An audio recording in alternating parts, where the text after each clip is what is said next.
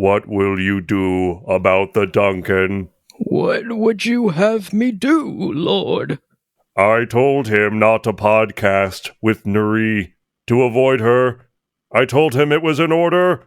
She has on-mic chemistry with him, Lord. Nothing more. Why would she have any chemistry with him? He is a Gola. He has a top-end microphone. No noise floor. He has the same microphone as me. But he does not know this, Lord. Oh my god, he just can't even tell what microphone he has. It's the worst. Wow. To be fair, though, I would listen to a podcast with Duncan and Hui. Oh, 100%. Are you kidding me? That would be That'd so be interesting. Although the direction all this is going, it might just be sex sounds. Right. The podcast is ASMR. only available on OnlyFans. Yeah.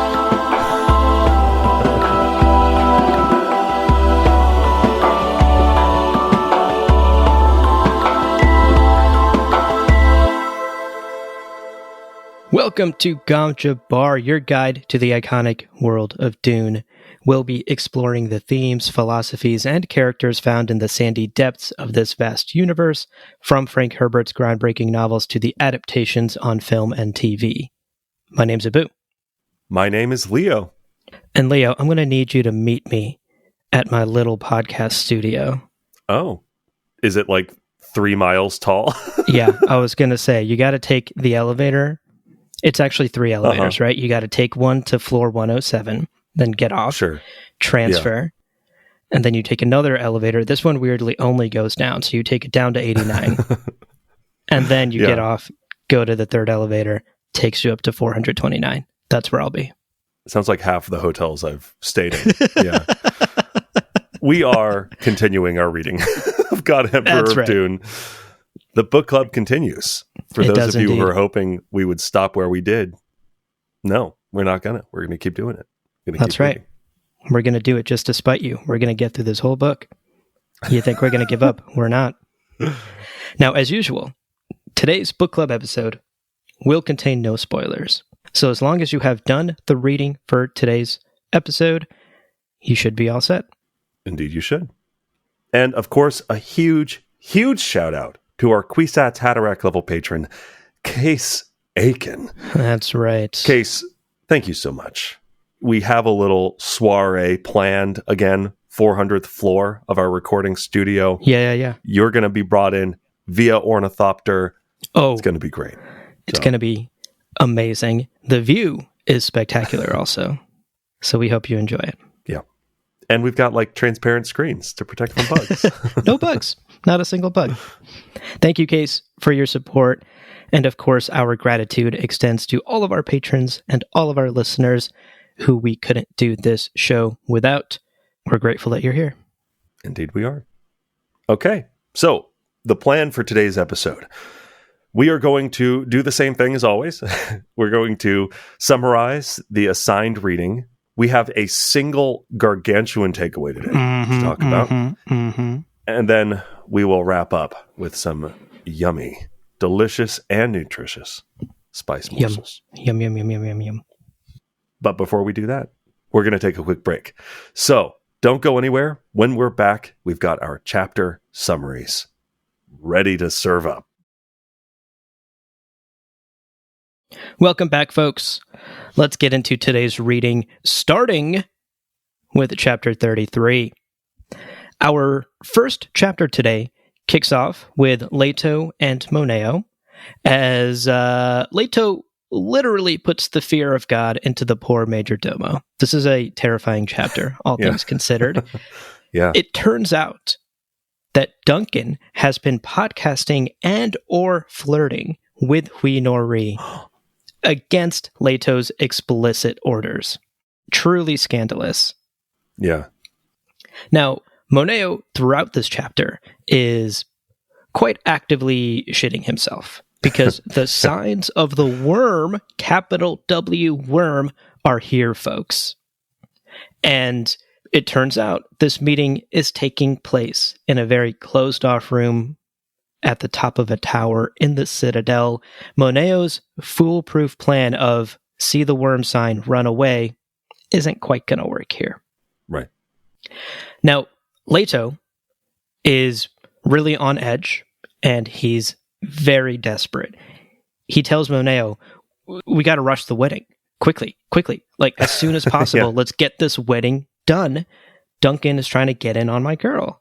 But he does acknowledge that certain responsibilities do come first, namely that Siona has to be tested before the wedding ceremony.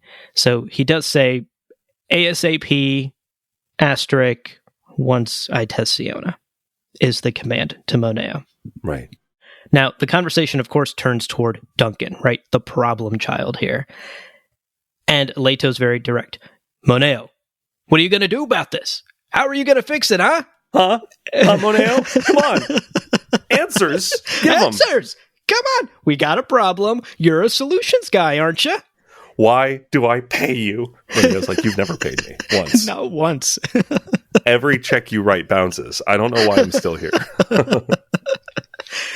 And truthfully, Moneo is like, well, I what do you want me to do, though? Yeah. And as it turns out, sure, Duncan maybe has been flirting with Hui, perhaps even courting her, but he's not necessarily crossing any lines because Hui is the one truly initiating their meetups and their spice coffee dates or whatever they're doing right now. And Right.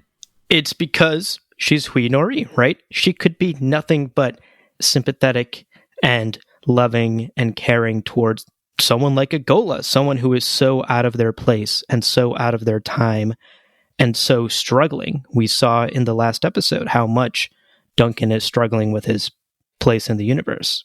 Right. It also certainly helps that he is a 10 out of 10 babe and actually has Yeah. genitals compared to True. the worm she is betrothed to.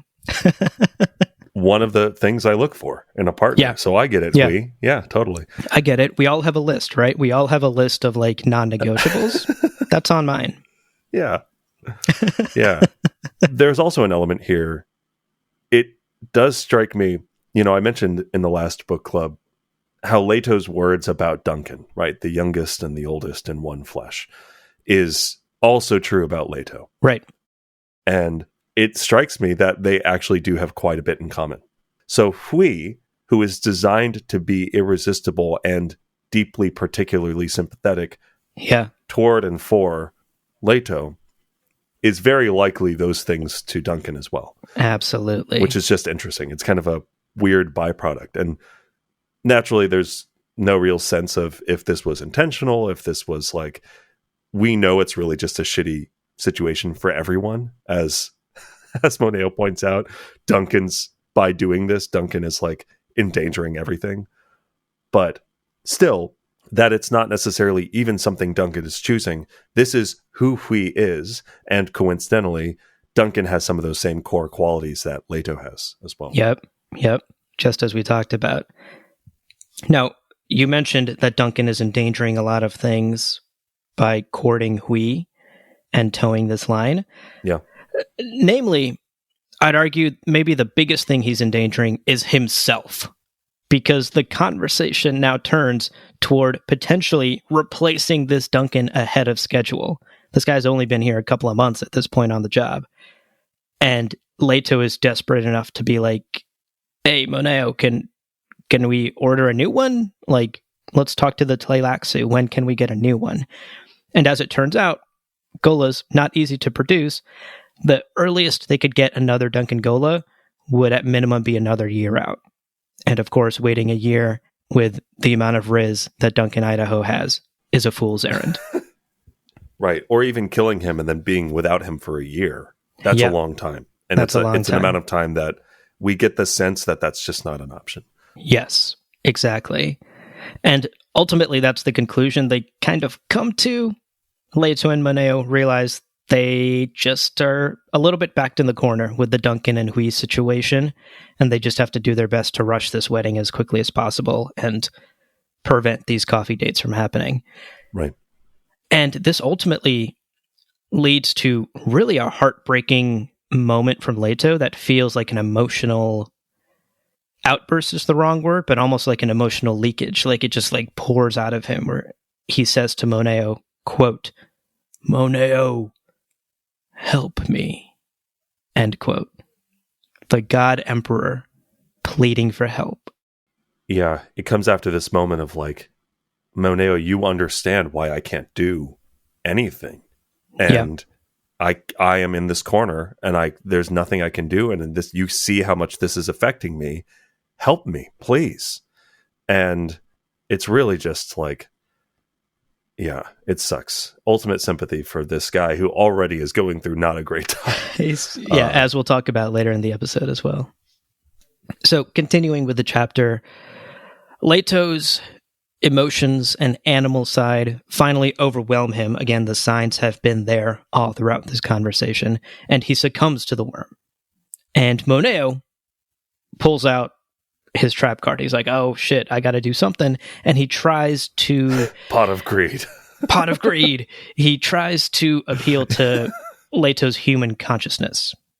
And hilariously, it doesn't work at all.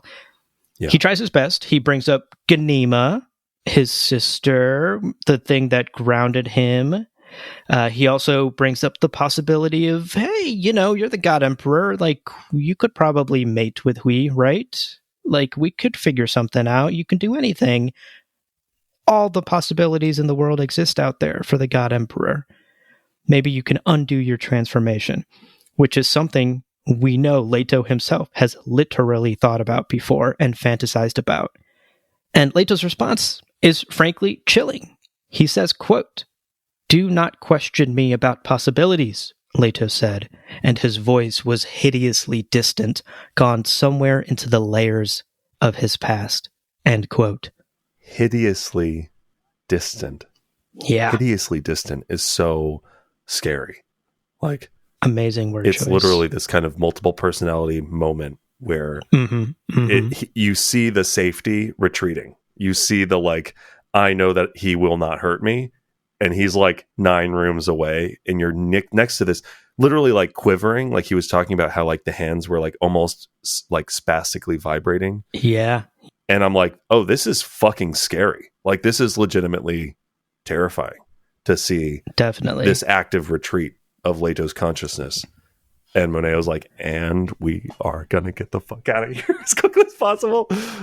Totally. Now, Moneo decides it's time to hightail the fuck out of here. He promises to never bring up the endless possibilities ever again in front of Leto. I'm so sorry. Bye. And then he rushes out of the room as quickly as possible. Right. And he says, hey, I'll talk to Hui, I'll talk to Duncan. Well, let's see what we can do. And shortly after he's out of the room, we hear this like thrashing and the murderous thumps of Leto raging around in the room because the worm has fully taken over. It was truly a close call. Moneo was seconds away from getting crushed in the thrashing. Yeah. Now, to wrap up chapter 33, we have one final interaction that's worth noting, because on his way out, Moneo is questioned by the fish speaker guard at the bottom of the stairs. And the fish speaker guard is like, hey man, do you hear what's going on in the god's room? Did you say something, bro? What did you say to him? Yeah. And Moneo assures her, he's like, look, it wasn't me. I'm not the cause of his disturbance at the moment.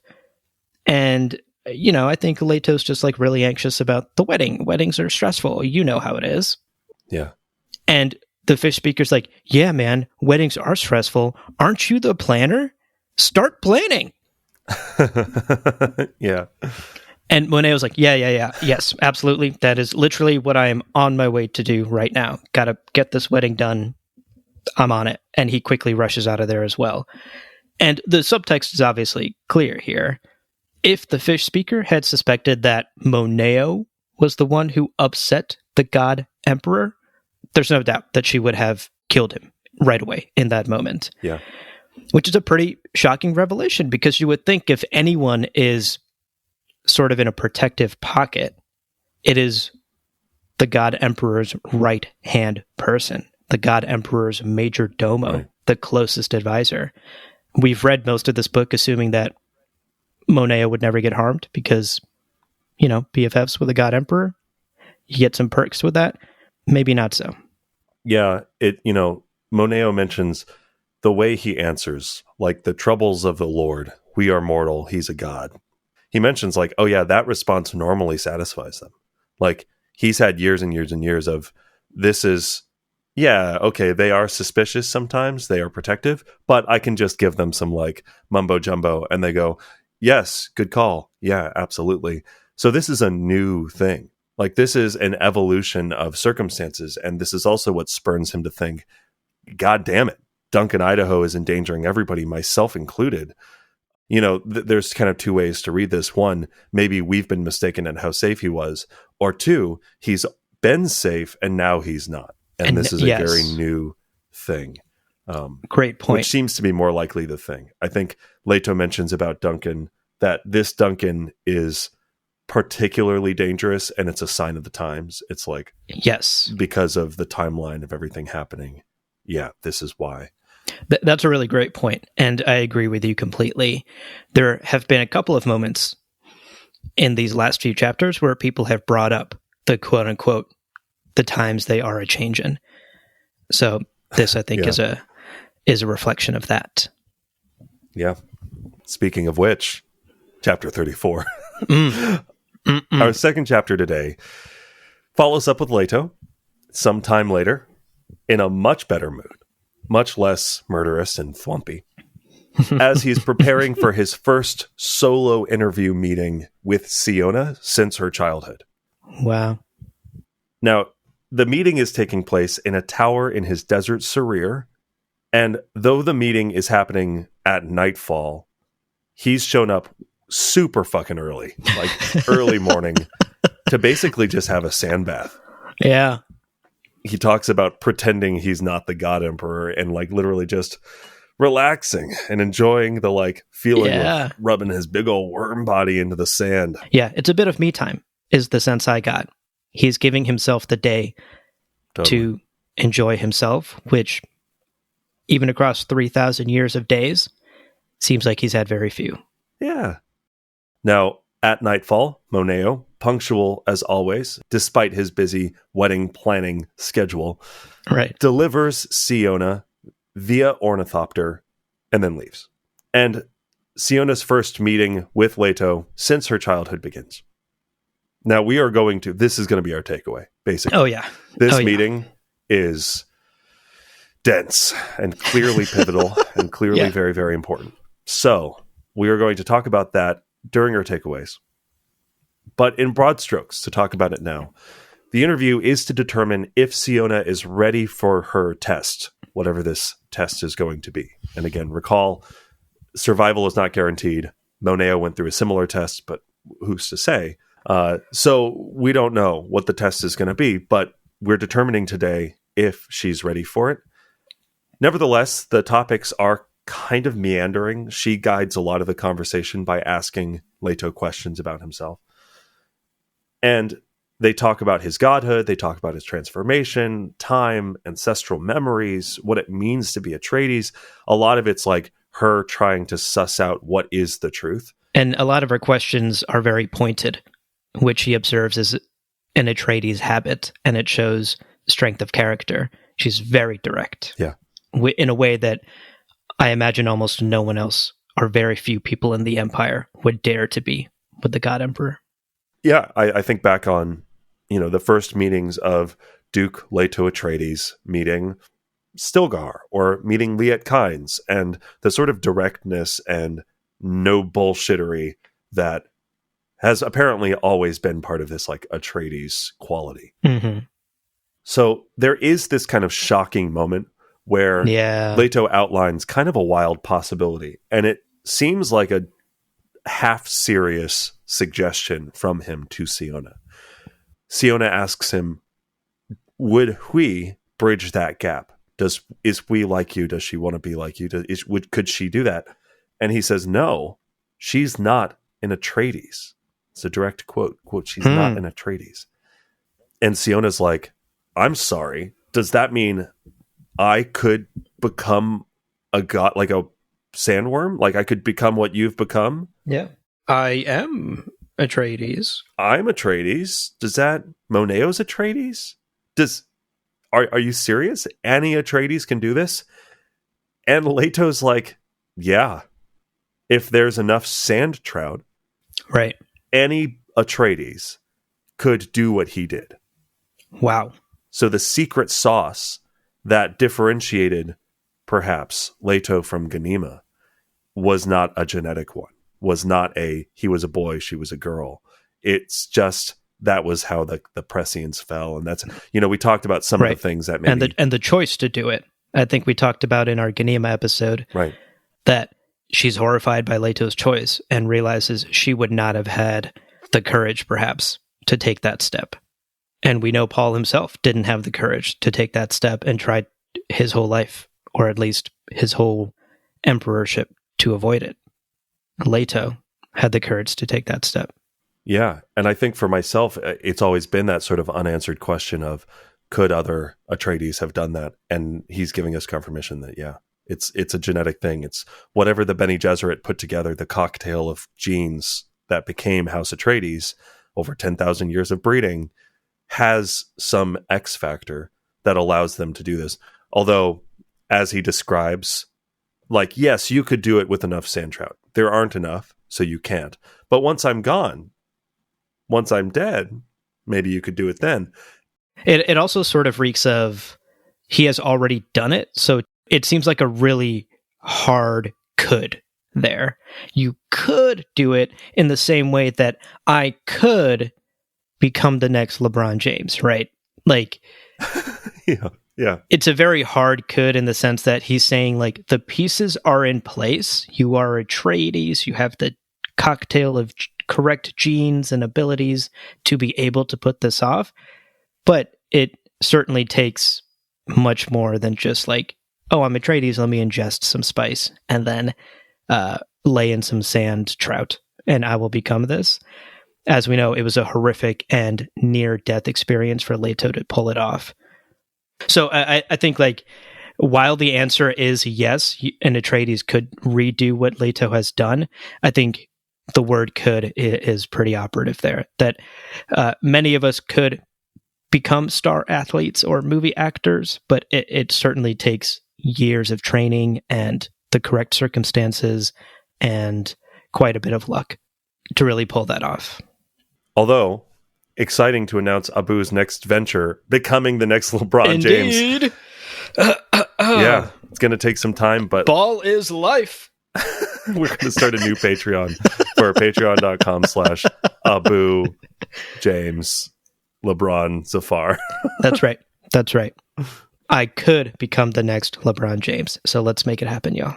So let's make it happen.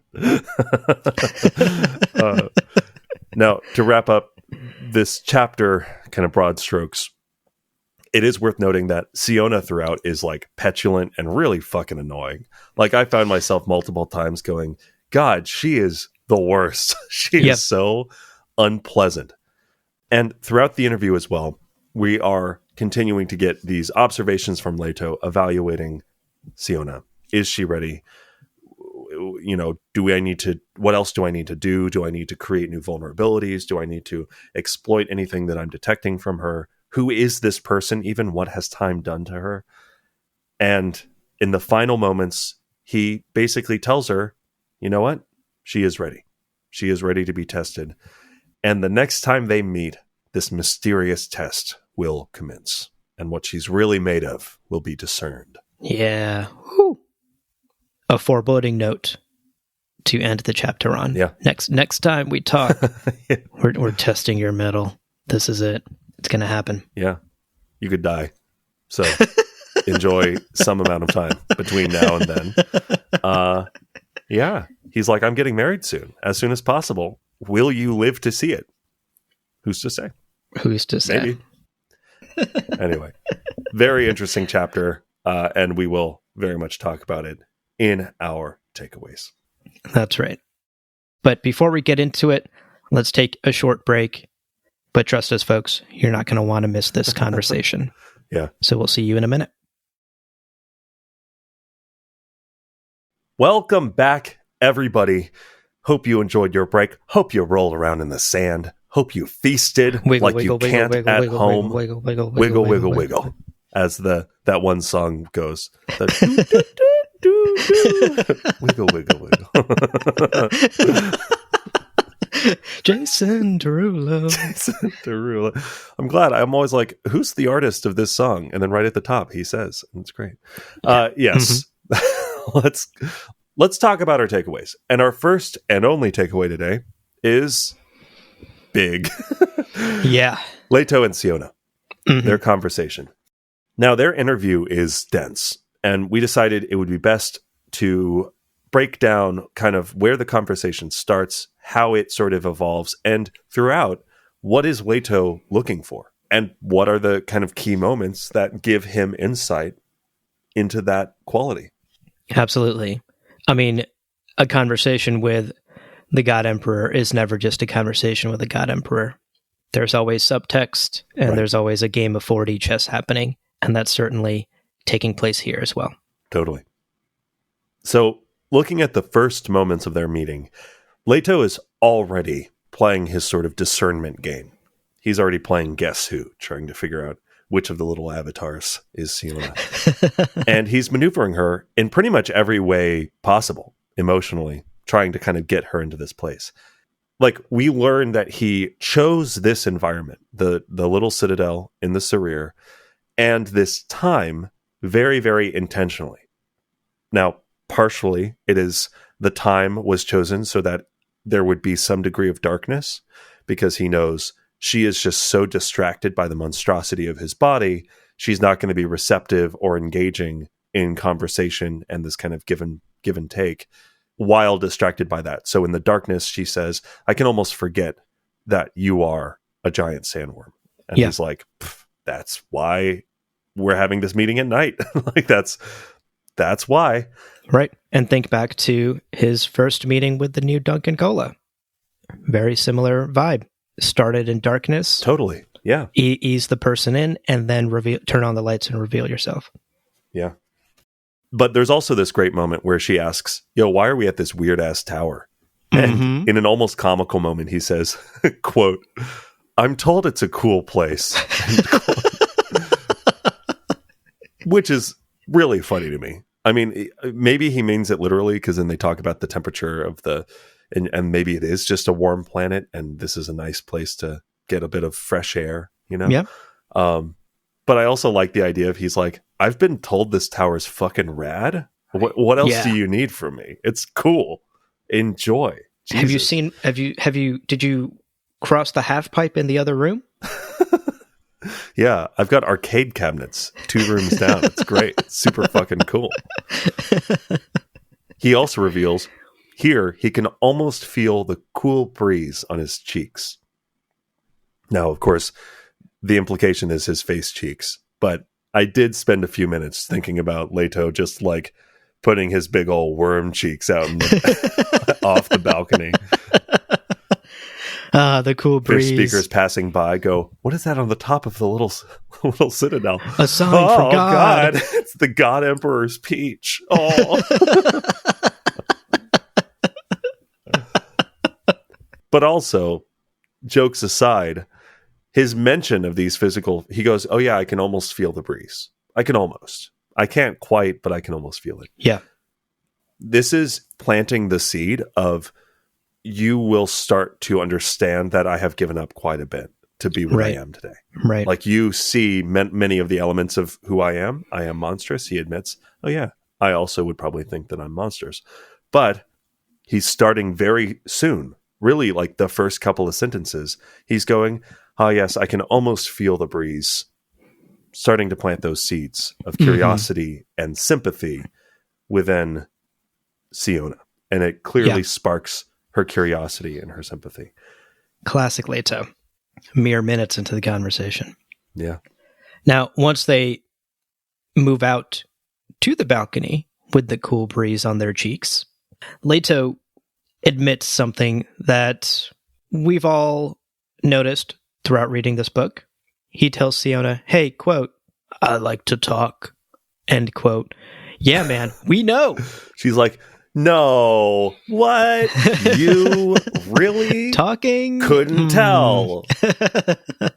I Yeah. thought you were the strong silent type. Right, exactly. It's something we know the God Emperor loves to do, talking.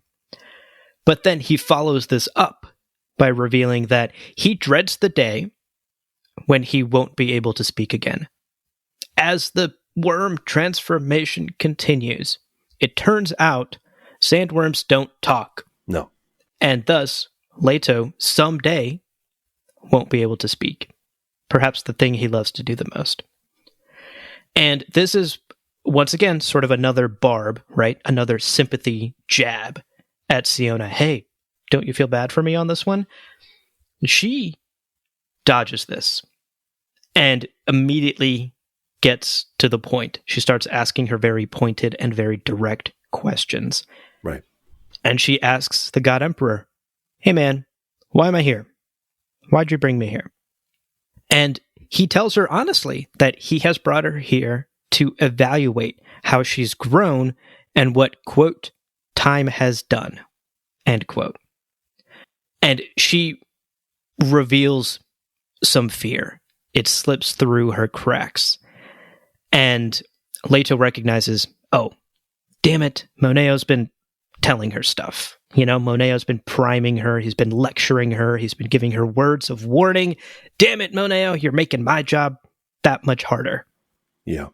It seems like whatever he's looking for, fear is not part of that recipe. Yeah. He's like, I don't need her to be afraid of me. In fact, it's kind of an unfortunate, like, fuck. Yeah, Moneo was haphazard with his parenting. Damn it. Right. Yeah. I almost need her to sort of, in a youthful, blind way, to not be afraid of me and think she can take me down, right. You know, sort of in an arrogant way. But because of some of Moneo's wisdom, she knows what she's facing. Right. Although, as the conversation continues, we do sort of swing back to her being curious and sympathetic. And we realize throughout this conversation that that is going to be key to Leto's plans. That's why he keeps sort of pushing the conversation toward that direction, planting these seeds, taking these little jabs at her defenses. It's to get her to be open about genuinely wondering about the God Emperor in a way that sees him as more than just the enemy I have to kill. Right. Leto thinks to himself, quote, she has some doubts. I still have room to maneuver, end quote.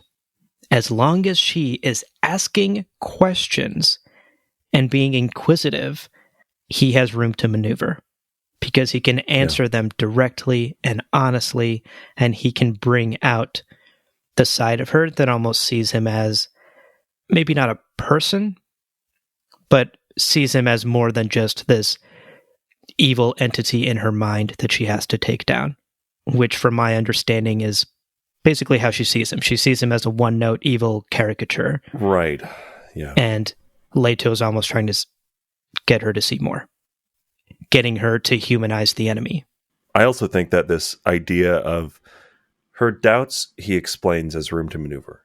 And I see that as like having agency, having the ability to enact some change, he can continue his planning because she has some doubts.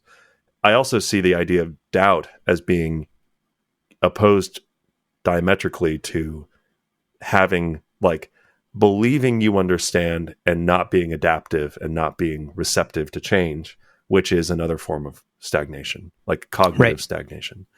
Exactly. And even in the last episode, when we were talking about the mechanical universe, believing that you understand that the universe is just cause and effect, and that's as simple as it is, humanity is not going to be able to understand the nature of reality. If that's the way that they're thinking, having doubts is key. So yes, not only in this micro moment of she has doubts, we can keep this conversation going. I also think it's like, doubting is still part of her core instinct, and that's going to be important for all of humanity. Great point. Is to Great point. Not just come to conclusions and stick to them no matter what. Right. Being sure of yourself and thinking you know all the answers is the first step towards stagnation and death. And Leto needs to make sure that Siona still has the capacity to doubt and change her mind and be inquisitive and be open to new thoughts and possibilities. That's key to the future. Yeah.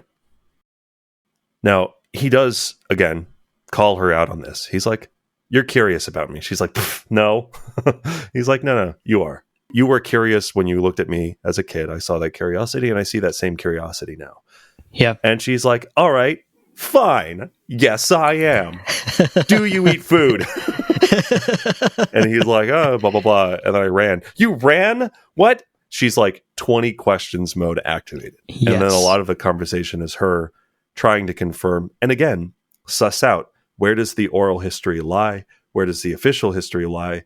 And then where is truth amongst all of these data points? Correct. And Leto admits that, yeah, he kind of can eat food, but he doesn't. He tried to eat food when he first began his transformation. I imagine this is 3,000 years ago, at Right. around the time that we see him at the end of Children of Dune. But that his body mostly rejected the food. And now he really only eats occasionally, but he says it's bothersome. He doesn't really like to eat. But that he also does feel the stomach hunger for the last thousands of years. Oh, my goodness. Now, this prompted me to look back at Children of Dune. Ganima talks about Leto running on the dunes, right? And I pulled this quote from Children of Dune. Quote, "He runs to tire himself. He runs and runs. And when he has exhausted himself at last, he returns and rests his head in my lap. Ask our mother within to find a way for me to die," he pleads. Oh, wow. And I think we called out that moment when we read Children of Dune, but it's like really a shocking moment. Her brother, this immortal being, is like, "Please find a way for me to die. I'm immune to poison. I'm immune to all of these conventional methods. Please find a way for me to die." Right. And obviously we had sympathy for him at the time, but now we also know, in addition to everything else, he was in like agony with stomach hunger, with the feeling of, I need to eat, but my body rejects food. Yeah. Oh my God. And you think about that kind of like torture of a normal person would have died weeks ago from this sensation. And your human body is going through this process and you're feeling it, but there's nothing to be done about it. You can't do anything about it. It's just unbelievable. It's unbelievable. Very, very sad. I mean, to put it simply, he has been hangry for 3,000 years. Or the more fun alternative to hangry is angungry. What? I've never heard this. So you can be hangry, but you can also be angungry.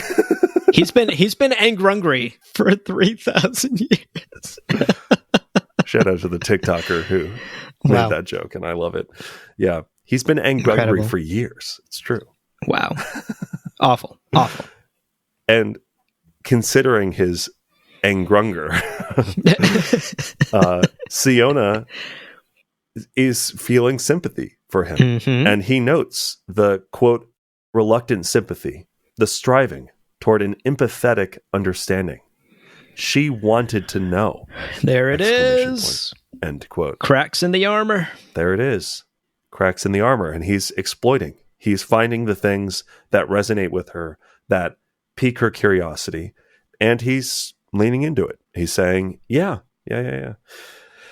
Oh, yeah. And I've been angry for longer than you've been born, child. It's like, angry.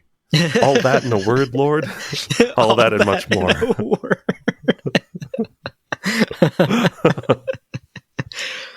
Now, as their conversation continues, they talk about things like the passage of time, and she continues to ask him questions. And again, they are out on this balcony, and he is keeping the lights of the Eyrie dim. He is purposefully giving her the space to forget about his physical form and to think of him as more than just the grotesque, evil god worm enemy. Yeah. And in an aside, we realize from an observation that Leto makes that he is learning about her in real time as well. He does not know everything there is to know about Siona Atreides. because he notes that she's struggling to understand if he's being truthful. She's trying to decipher his words and catch him in a lie. Yeah. And he thinks to himself, quote, she's not a truth sayer then, end quote. Yeah. And the way that's worded makes it sound like he's just now realizing this in the moment. And it's not something that he's known about her entire life. Yeah. It really does strike me how little he knows about her.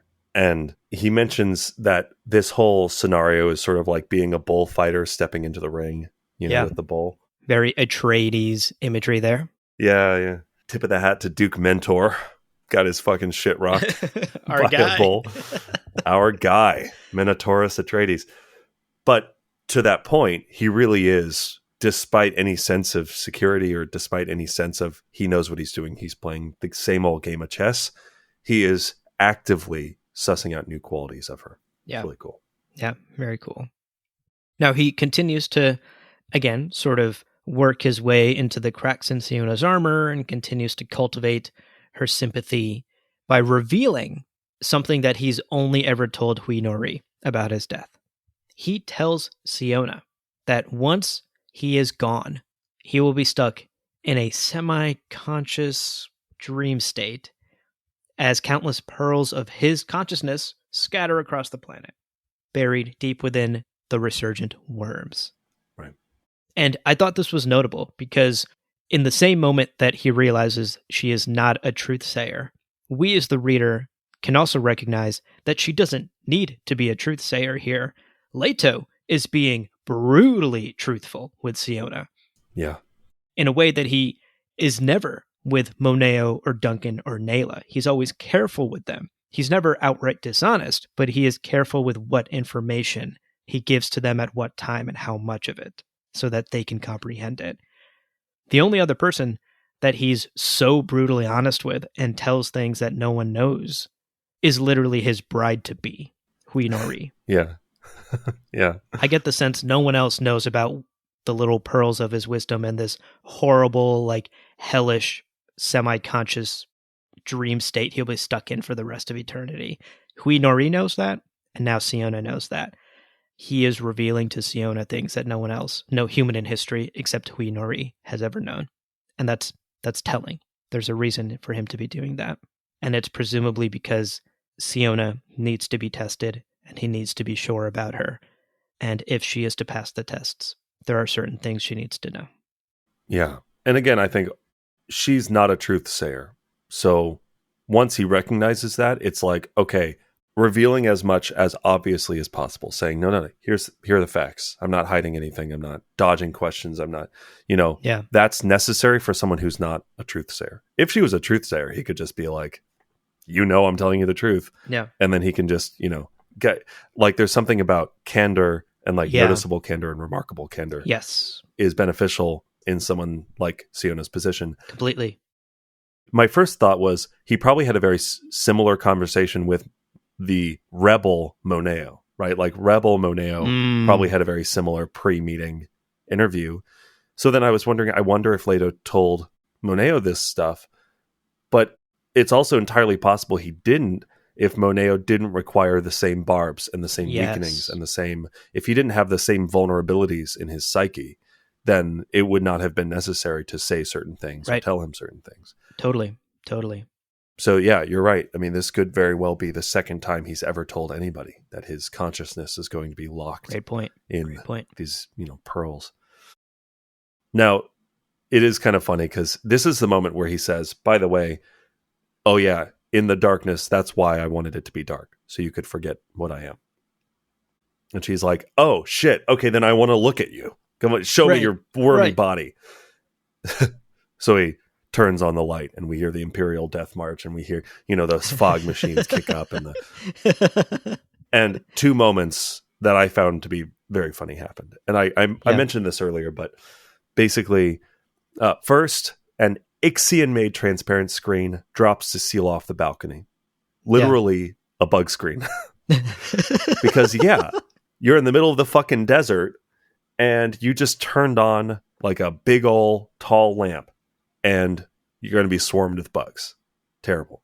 But I love that the Ixians make a bug screen. Yeah. Seems very low tech. I always think of Ixians as Silicon Valley, iPhones, transponders and the royal cart. It's all very high tech. The idea of them being like, get your Ixian made bug screen. Yes. It feels so lowbrow, but it does. Cool. Makes sense. Yeah. You got to make some of the cheap, easy to manufacture stuff so that you can invest money into the pricier, high tech stuff. That Dictatel probably costs a fuck ton to make. Yeah. No kidding. And they actually, now that I think about it, they probably made it for planets like ECAS. I'm sure a bug screen in ECAS is the most important thing. So once true. you set up a base, right? Yeah. Like, keep the talking bugs that have magic tricks out of the killer bugs. Yeah. And then the second thing that happens here is Siona, seeing this screen, is like, yes, protection against potential attack. Indubitably. I know what's happening. And Leto's like, she's so dumb. Yeah. It is us seeing Siona being so set in her ways to expect these sort of like brutal, simple terms to apply. Yeah. It's very fun. It's very kind of a whimsical little moment. Yeah.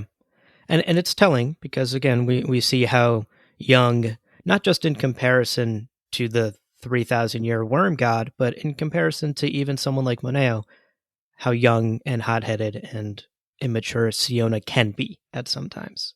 Yeah. To just assume she knows what this screen is for, to jump to that conclusion. Right. And we see it a couple more times in the conversation as well. The topic of ancestral memories comes up. And she's like, well, yeah, I mean, like, those are just stories, right? That's just like a thing people talk about in the oral history. It's just a fairy tale. And he's like, nope, that's real. That happens. Ancestral memories, definitely a thing. And the conversation, again, sort of jumps to the next topic, which is worth sort of pausing a bit more on and discussing, because the topic here is love. Right. A very dangerous word throughout this book. Yeah. And in particular, it's about love and the love that Leto gave up, the sacrifices that he made in those intimate human moments. And again, Leto's like, oh, here we go. She's opening up. I have a opportunity here to jab. And so he does. Yeah. And we get this little exchange back and forth. Quote, "You think the most terrible thing I gave up was sex? No, the greatest loss was something far different." What? She asked reluctantly, betraying how deeply he touched her. End quote. Yeah. So in a very like young person in their 20s way, she's like, oh, wow, damn, you can't fuck, bro. You gave that up. Damn, cuz that's fucking wild, bro. You can't fuck? Can't get it in? Oh. Bro. Damn. Oh. 3,500 years of no boning? Fuck, dude. That's the ultimate sacrifice, bro. Oh, could never. That's worse than death, bro. Wow, I'm so sympathetic towards you now, man. I'm so curious and sympathetic, bro. And obviously we know the reality is that, yeah, I mean, like, that's part of it. He has given up the touch part of intimacy. No genitals, remember. He's quick to remind us, yeah. But here he really drives home that the thing he has really given up and that really tears him up is the isolation. Yeah. Isolation from intimacy, isolation from humanity in general. He is so alien and foreign to them now that he cannot even walk among other humans and feel like he belongs. Right. Yeah. And this is a terrible price that he has paid. He has made this choice. And while he's explaining this, it does sort of dawn on Siona how terrible that is. That even beyond the, like, getting it in, bro, what he is giving up is emotional intimacy. It is social intimacy, the feeling of I belong in a group somewhere or that I have a circle. He has none of the normal things that make very social humans survive and thrive throughout history. Right. And she, again, is deeply touched by this. She is literally shuddering uncontrollably listening to him explain the sacrifices in love that he has given up. It's horrifying to her. Yeah. And again, why do all of this? His quote-unquote damned golden path is the answer. And Leto notes that she may one day come to understand this, even if she does not see the whole picture now. Right. Much in the same way that Moneo has, right? Moneo, once a rebel, probably had a very similar conversation here on the Little Citadel with Leto at some point, and then he too became a believer.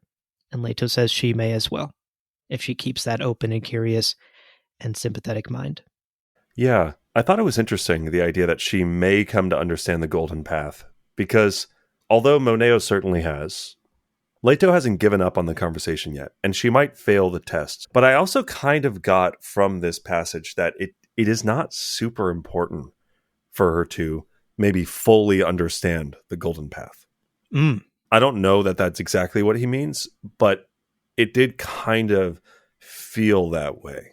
Like she can serve the purpose that she needs to serve, whether or not she fully gets the golden path, because maybe that's just not part of it. Maybe it's just not that important. Yeah, maybe. But it's also possible he just meant, oh, you might die. You might come to understand it one day if you don't die tomorrow. What? No, I didn't say what?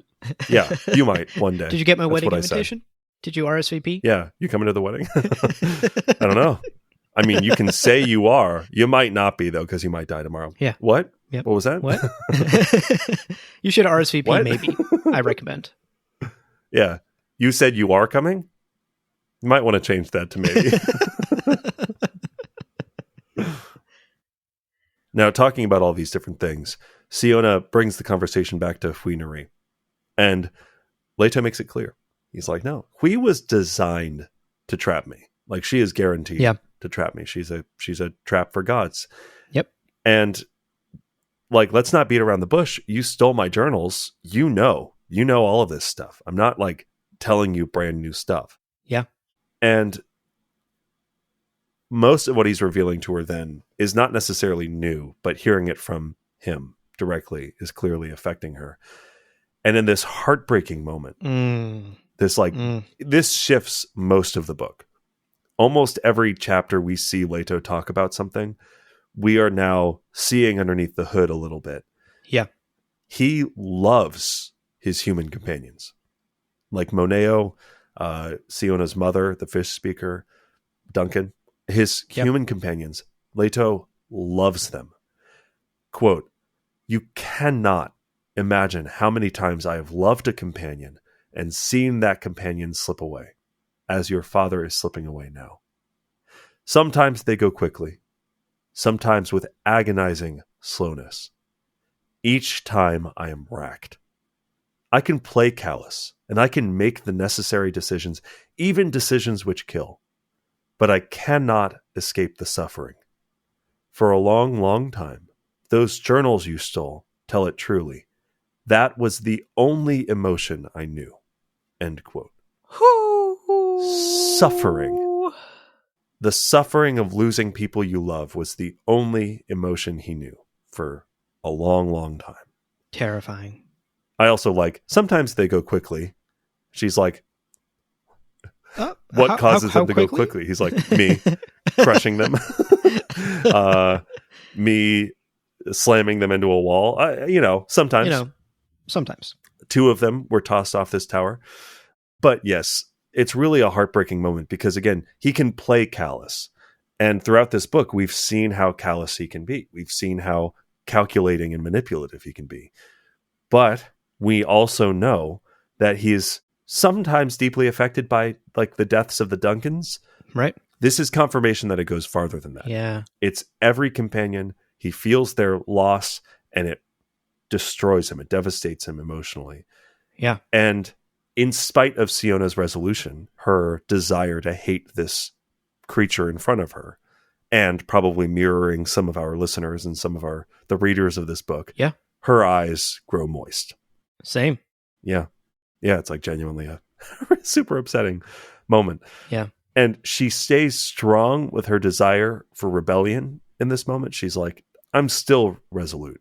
But her eyes are moist, and she is feeling a lot of the sympathy that I think he is attempting to kind of give to her, you know? Right. Definitely. It's a really touching moment. Like, I had to pause a moment after reading that and be like, oh, wow, that really puts it in words. Yeah. You know, that puts it in words that I can understand. Leto has spent 3,000 years watching people he genuinely loves just die over and over and over and over and over. Yeah. Now, after that really heartbreaking moment, the conversation again continues to jump around over the next few beats, and Siona manages to genuinely piss off Leto. Yeah. After they discuss the power of Siona's ignorant violence, right, which is, as Leto implies, potentially a real threat to him. Or because she's like, oh, so you're vulnerable to my violence? And he's like, don't be fucking stupid. Like, it's the people I love and care about who are vulnerable. Right. Get on my level, you know, like stop misunderstanding. Love is my Achilles heel, and by harming the people I love, you are getting dangerously close to my Achilles heel. Right. And he is kind of very direct with her in his rage in this moment. He's like, stop playing these fucking word games, okay? And she starts gloating. She's like, oh, wait a second. So I am dangerous to you. All right. Tell me more about this. And the whole universe is going to know. I'm going to tell everyone. Just you wait. And this is like a huge ick for Leto. He's like super turned off by this. And he's just like, nope. I don't want to be seeing this in potentially the key I need to unlock the future of humanity. And his anger is very difficult for him to suppress in this moment. He needs to like take a breath. He takes a beat to center himself. He responds after quite a long pause. Right. And when he does finally speak again, he chooses to just cut through the bullshit. He has seen enough of the cracks in her armor. Yeah. And it's time to exploit them.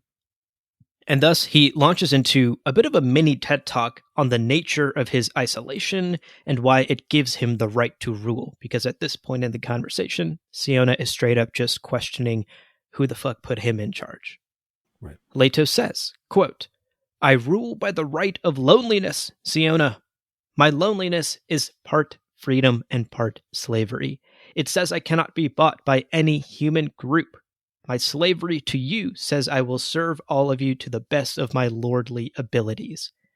There has never before been a government exactly like mine, not in all of our history. I am responsible only to myself, exacting payment in full for what I have sacrificed. End quote.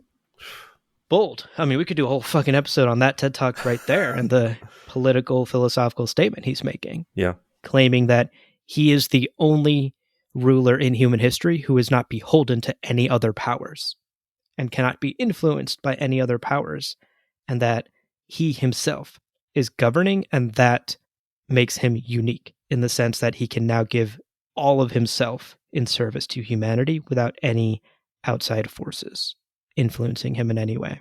Yeah.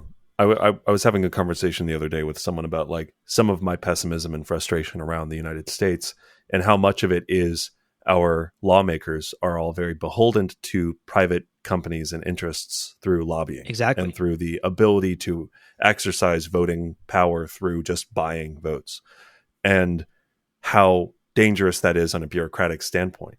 You know, there was an earlier chapter opening where he says autocrats, there's like a benefit to having a king because you can make decisions very quickly and you can like do things very effectively and agilely. And these sorts of like big aristocratic mechanisms that take so much energy to move even just 1 inch it's dangerous. And yeah, exactly. God, you imagine someone who is not beholden to anything else other than themselves and their goal. And if they have the right amount of information and they have the right goals in mind and the right kind of values and the right, you know, it's like, yeah, I guess so. You're it. You're the thing. And there's a bit of pride here as well throughout this statement, I think. Totally, yeah. It's clear that Leto, despite the things he says, you know, my damned religion, my damned this, I'm torn apart by this hypocrisy of it all. Yeah. He does give a lot of TED Talks where he is being very critical of even his own rule, because again, he is teaching by the worst example. But there is the sense that maybe he is a little proud of what he has also pulled off, because it is truly unprecedented in human history, and only he is capable of doing it because of the unique position. His Atreides lineage, his Kwisatz Haderach abilities, his ancestral memories, his extended lifespan. That's a cocktail no human in history has ever had. Right. And thus he has the right to rule because he is the only one that can save us all from ultimate extinction. Yeah, very well said. Now, wrapping up this TED Talk of a takeaway, confronted as Siona is with everything Leto said, she's exhausted and indecisive. And apparently that's kind of what he's been aiming for this whole time, this sort of mental headspace that he's been targeting. Quote, he saw the indecision in her. She did not trust her instincts, her untrained abilities at prediction. She might leap occasionally, as she had done when she took his journals, but the motivation for the leap was lost in the revelation which followed. End quote. Yep. I get the sense that Leto needs her to be able to more confidently trust her instincts and act as she did when she stole the journals. Right. And perhaps once she understands the golden path, she can be that agent within the golden path to solidify it into a certainty the way he needs it to be. Yeah. She has moments of brilliance, but she still doesn't trust her instincts. So anyway, it does seem like that is the key, and this is the moment that exactly precedes, okay, you're ready, we're good to go. Mm-hmm. Let's get out of here. Right.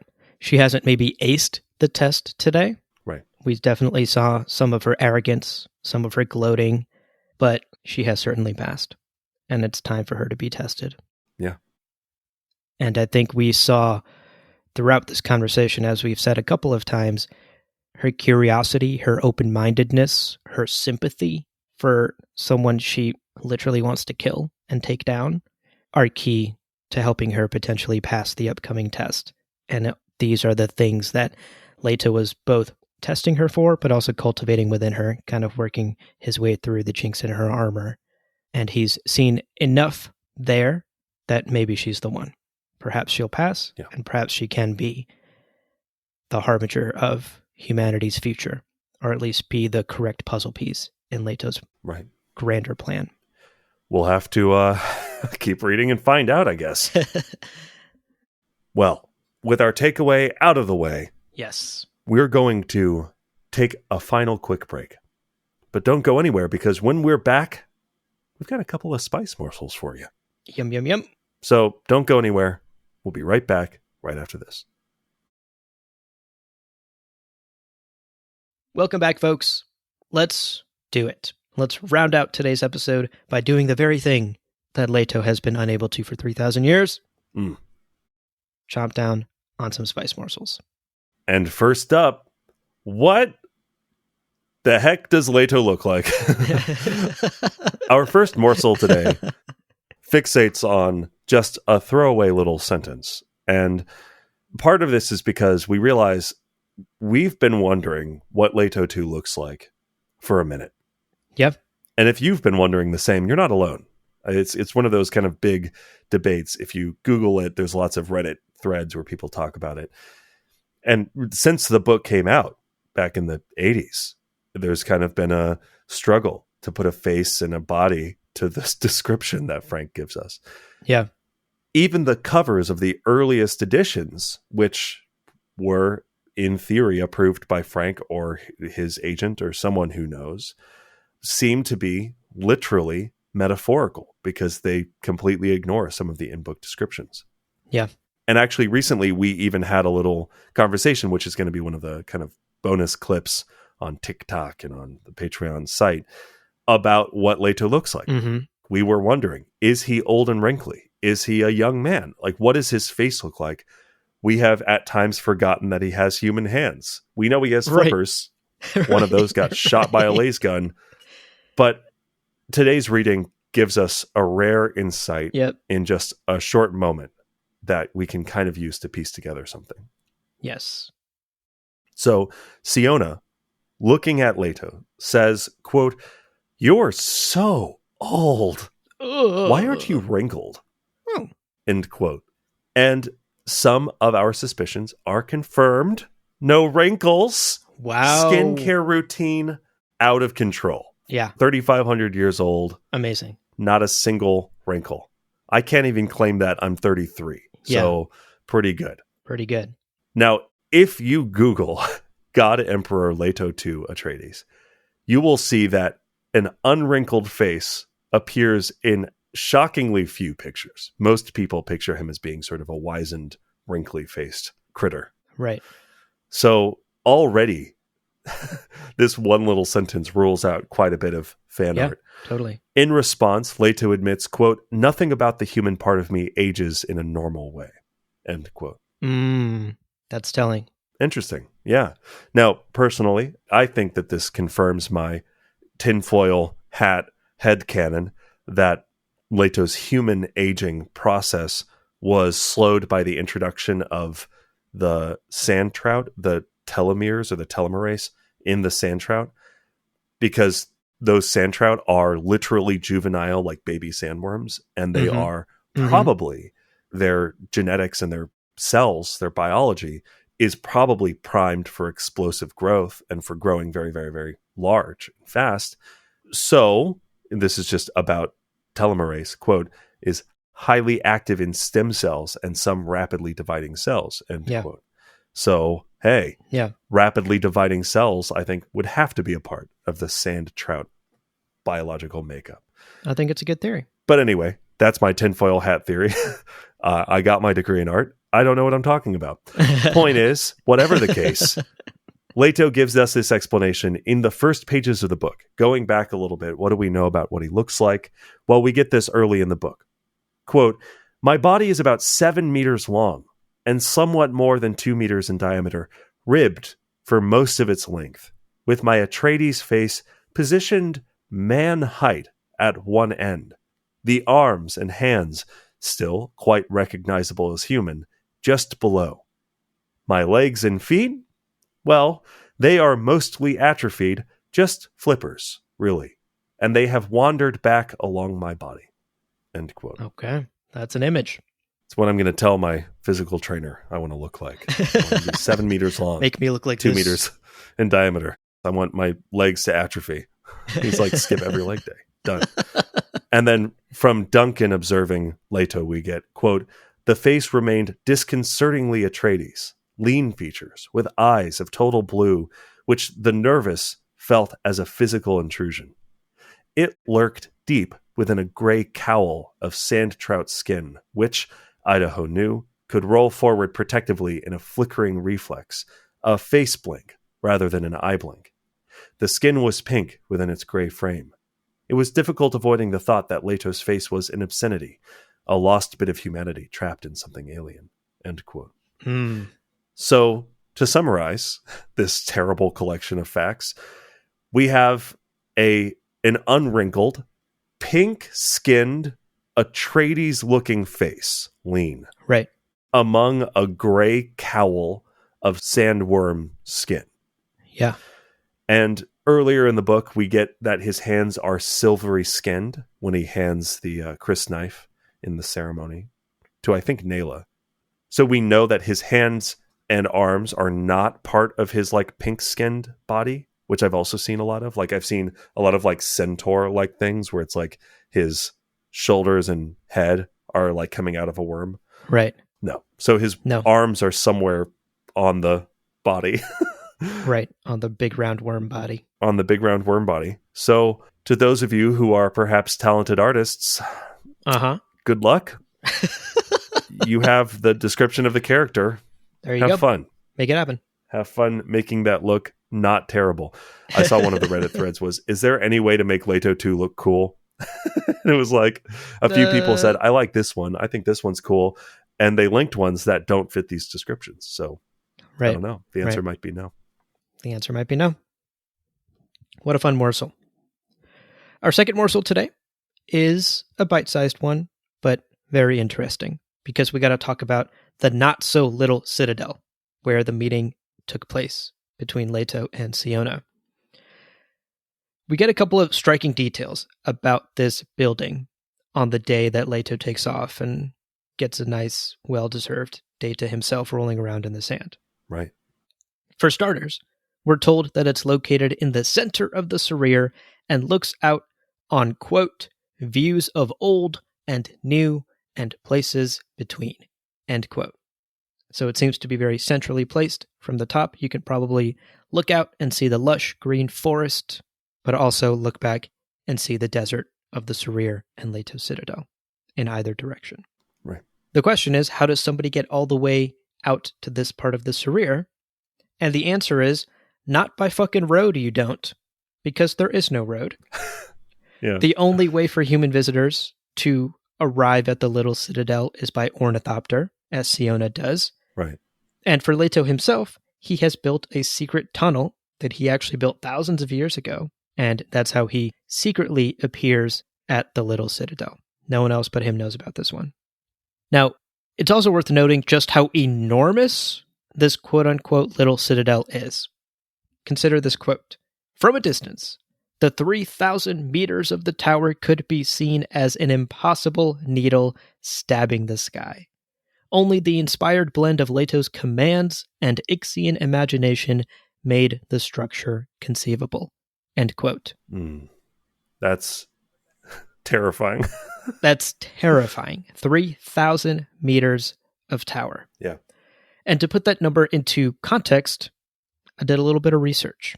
And it turns out the 3 tallest buildings in the world today are the Burj Khalifa, standing at a measly 829 meters. Yeah. The Merdeka 118 at 679 meters. And Shanghai Tower at 632 meters. Yeah. So, a little bit of basic arithmetic later, I've come to the conclusion that Leto's little citadel is still taller than all 3 of the tallest buildings in the world today stacked on top of each other. That is astounding, and it really puts in perspective the scale at which Leto is working. And it also makes me wonder that if this is the little citadel, how fucking big is the actual citadel? What is the medium citadel? Yeah. And then what is the super size me citadel? Makes you wonder. Yeah. And can I get that citadel with like a Diet Coke and side of fries? Yeah. Part of me thinks that maybe the little is just the diameter, because this is described as like a needle in the sky. So it's not this like massive, it's tall. And if you Google like even the Burj Khalifa, that's already an offensively tall building. Certainly. The idea of 3 of those not even being the same is fucking crazy. Yeah. So maybe the proper citadel is not little because it's wide. Like sprawling. Because it's like a sprawling. Yeah. So I don't know, maybe. Or it's just taller.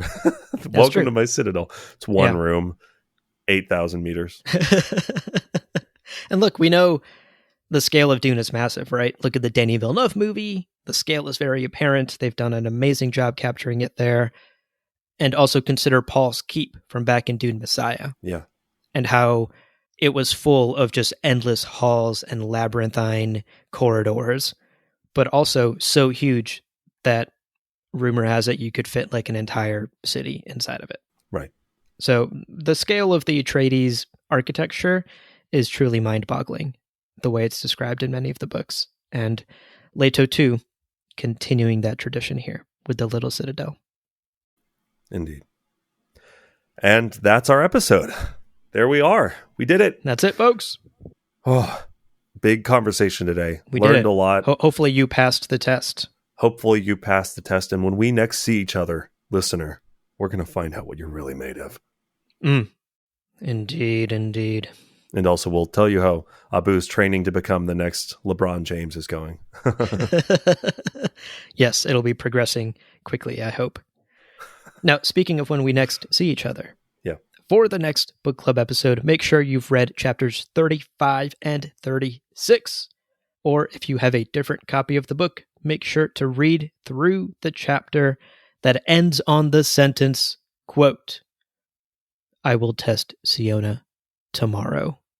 End quote. Oh my God. It's here. It's here. Well, it's almost here. It'll be episode after that. It's here.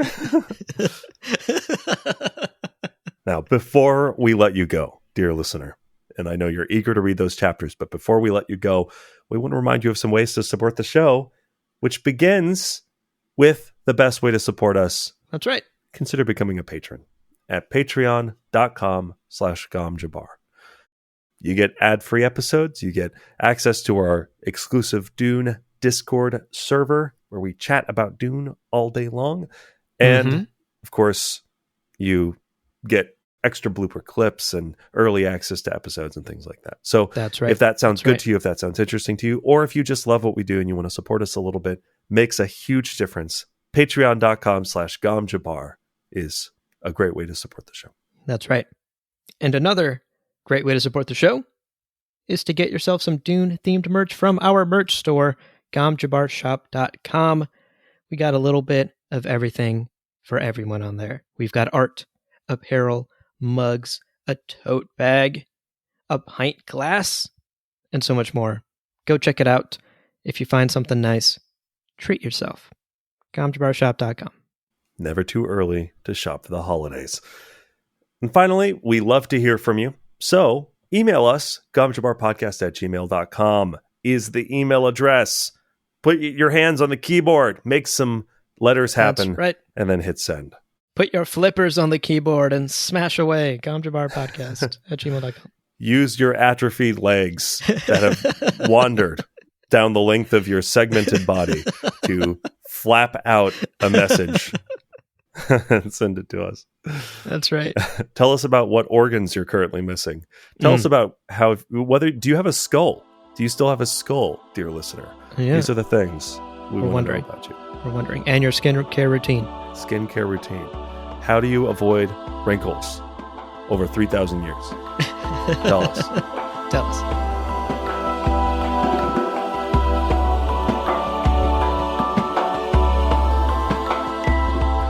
Well, friends, there is no real ending. It's just the place where you stop the recording. But this podcast is always one step beyond logic. So help spread the word of Muad'Dib and leave us a review on Apple Podcasts and Spotify. And be sure to check out the other shows on the Lore Party Podcast Network on loreparty.com. You can also follow us on Twitter and Instagram at lore_party. We're also on TikTok at GomJabar Podcast. Thank you so much for listening. And remember, whoever controls the podcast controls the universe. We'll see you on the Golden Path.